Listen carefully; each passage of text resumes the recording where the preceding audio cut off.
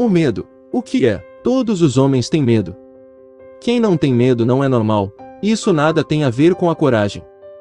Presentemente vivemos num ambiente de medo. O medo do coronavírus que, apesar de não o vermos, sabemos que existe e que nos pode matar. O medo do desconfinamento e da sensibilização de cada um perante este facto.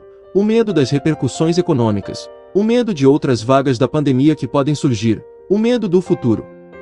Sentir medo não é um sentimento bom, não ajuda e não há ninguém que não tenha sentido essa sensação. No entanto, não é uma especificidade do ser humano, visto que todos nós já verificamos, em inúmeras ocasiões de perigo, comportamentos de medo em várias espécies de animais. Por vezes, atribuímos ao conceito de medo designações diferentes como a angústia, a ansiedade ou a preocupação. O medo é uma reação espontânea e natural inerente à sobrevivência das espécies e que o homem tem experienciado ao longo de várias etapas da sua vida, podendo incluir inúmeros graus, desde uma simples insegurança até um pavor que pode levar ao terror total. Para o ser humano, o medo pode ser considerado como um sentimento de receio em relação a uma pessoa, a uma situação ou mesmo a um objeto. É inerente à própria pessoa. O que atemoriza um indivíduo pode ser indiferente para outro. São inúmeras as situações que podem nos fazer sentir medo e consequentemente sofrimento. Algumas são reais e outras imaginárias, como por exemplo, ter medo de espaços abertos, saltar entre prédios, andar em grande velocidade, ter uma arma apontada à cabeça, de palhaços, de andar de avião ou medo da morte. Perante o medo da morte, o ser humano tende a arranjar alternativas como aconteceu após os atentados de 11 de setembro, ocorridos nos Estados Unidos.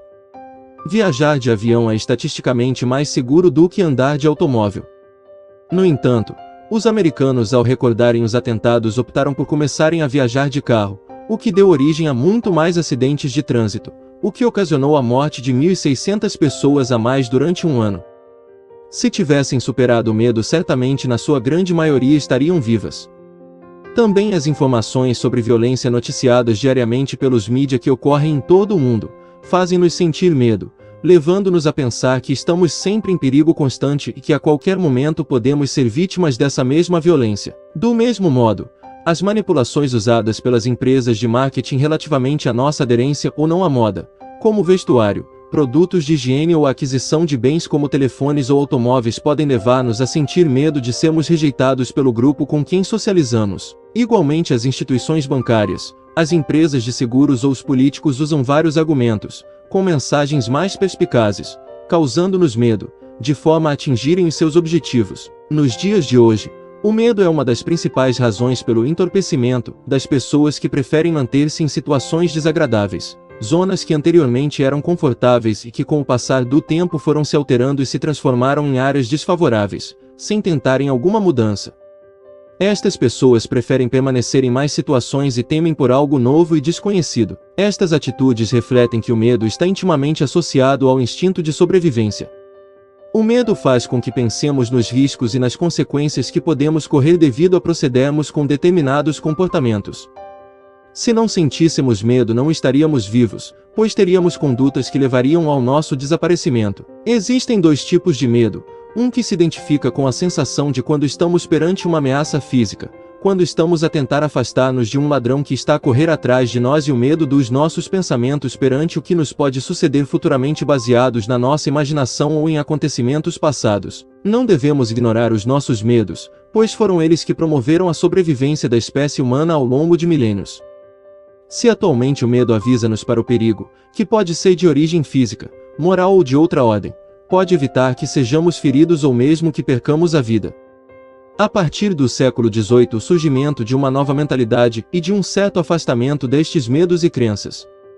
Apesar dos desenvolvimentos científicos que ocorreram e que os tentavam justificar, ainda nos dias de hoje se constata a preservação de alguns mitos ancestrais em algumas sociedades tradicionais atuais. Todavia, atualmente e em todo o mundo existem inúmeros motivos para o homem sentir medo. De acordo com o Instituto Nacional de Saúde Mental dos Estados Unidos, 20,8% das pessoas sofrem de transtorno de ansiedade, que passam a maior parte do tempo com um receio antecipado de alguma coisa que pode ou não vir a acontecer.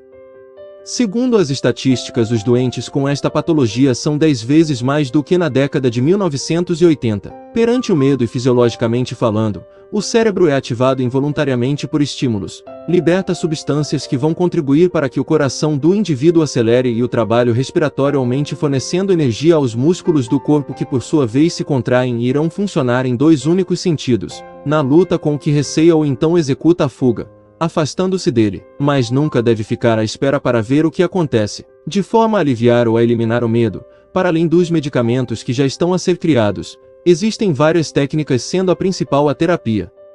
A mais relevante é a terapia cognitivo-comportamental, TCC, que entende que a forma como pensamos influencia a maneira como sentimos. Portanto, mudar o modo como pensamos pode mudar como nos sentimos. A hipnose auxilia a pessoa a estimular a própria mente, para sair da acomodação e ultrapassar obstáculos, assim como a dessensibilização, que consiste na exposição gradual da pessoa ao objeto ameaçador, também ajuda a superar o medo. Também a psicanálise tem demonstrado ser eficaz no tratamento do medo e da ansiedade. Segundo os especialistas, o seu sucesso não depende da linha terapêutica em si, até porque tudo depende da relação entre o terapeuta e o paciente. O medo que temos em relação ao futuro é importante na medida em que nos estimula a proceder com mais determinação, apesar de, numa forma geral, nunca ter havido tantas condições para que possamos sentir medo e tanta intolerância a emoções negativas como atualmente. Perante as diversas contrariedades a que estamos continuamente a ser sujeitos, devemos tentar superá-las, seguir em frente, mudar a perspectiva das coisas, pois o que é importante é tentar perder o medo do medo. Desejo a você muita luz. Se inscreva no meu canal e ative as notificações, para você receber conteúdos como esses. E obrigado pela sua atenção.